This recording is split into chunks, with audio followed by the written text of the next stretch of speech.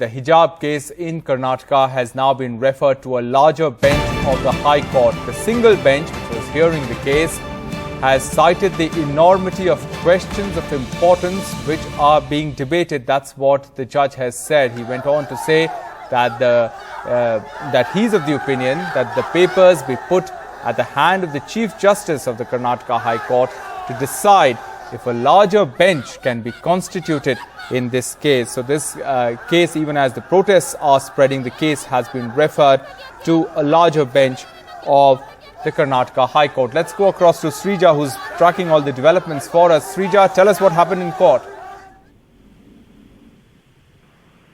Well, the Karnataka High Court that is hearing the hijab ban petitions filed by the Muslim students in schools and colleges now has referred to a larger bench. Now, the single bench of Justice Krishna S. Dikshit has also mentioned, saying that the larger bench will only be able to decide on granting the interim relief to the petitioner. So clearly, we saw, arguments that were, that happened in the court as far as the petitioners are concerned, and including the government's counsel. But for now, we understand that the matter has, as far as Justice Krishna is concerned, he also did mention that this particular matter, the hijab ban petition, which has come up in the colleges and the schools, requires consideration of a larger bench, and that the larger bench will only be able to decide on granting an interim relief to the petitioner. Srija, the high schools and colleges are shut in Karnataka. Is there peace at the campuses today, which have seen protests over the last few days?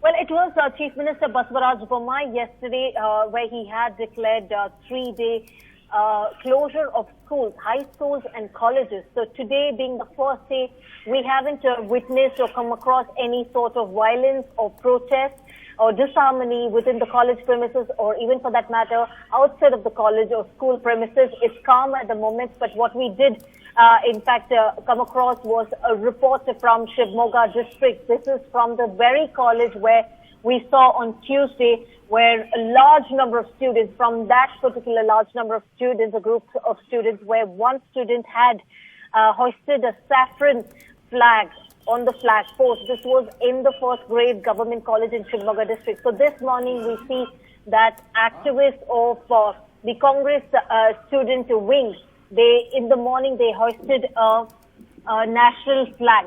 So that is the only incident that we have seen so far, but however it remains calm at the moment, and nearly 2 districts at the moment have also declared Section 144 prohibitory orders, and this also, especially Bengaluru also, now we understand the commissioner has said, in fact, no gathering, large number of gatherings will be allowed as far as anywhere close to college campuses or schools. Srija, the big question is, has there been any sort of dialogue between the government and the students to calm the tempers?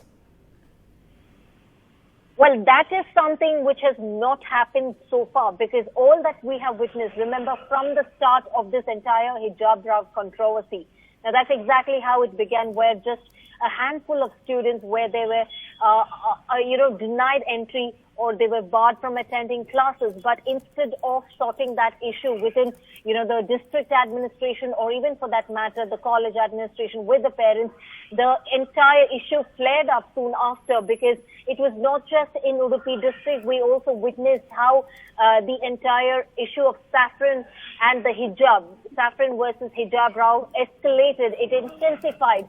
It flared up to other districts of North Karnataka as well. But even till now, we see the government has maintained, just giving out statements to media, saying that the students will have to maintain a status quo, which means they will have to follow the uniform dress code as prescribed by the respective colleges or schools. So that is all that they have maintained over the past 1 month.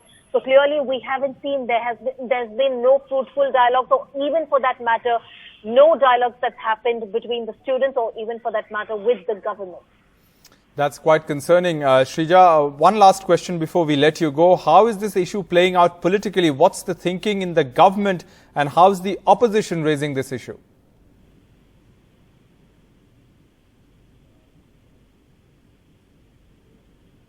Srija, can you hear me?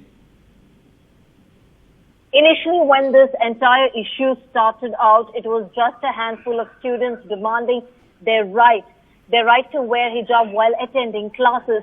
So we see from where it started as far as the demand from the students.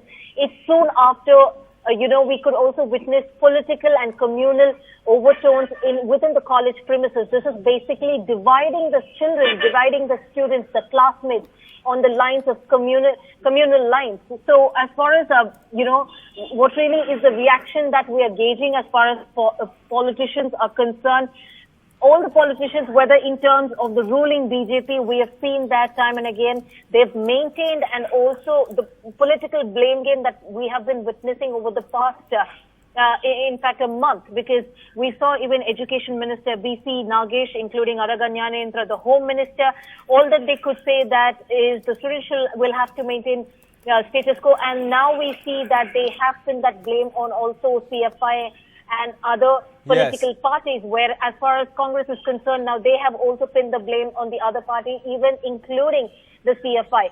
Now, just about a couple of hours ago, CFI now pinned that blame on the right-wing outfit.